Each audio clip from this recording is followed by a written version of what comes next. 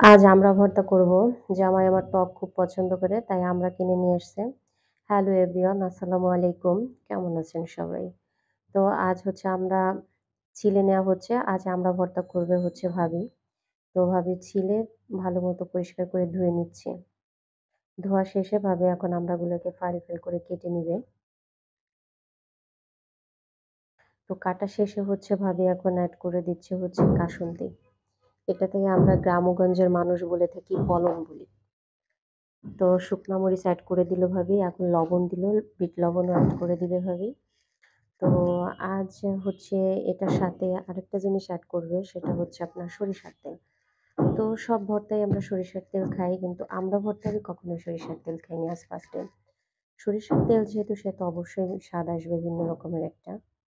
আমার তো সেই লোভ লাগছে ভাবির মাখানো দেখে। তো ভাবির মাখা শেষ, এখন খাবার পালা, এখন আমি খাবো। তো যে যে ভিডিওটা দেখছেন সবাইকে অসংখ্য ধন্যবাদ। আর ভিডিওটা ভালো লাগলে অবশ্যই লাইক কমেন্ট করবেন। আর এভাবে আমড়া ভর্তা করে জানাবেন কেমন লাগলো। ধন্যবাদ সবাই।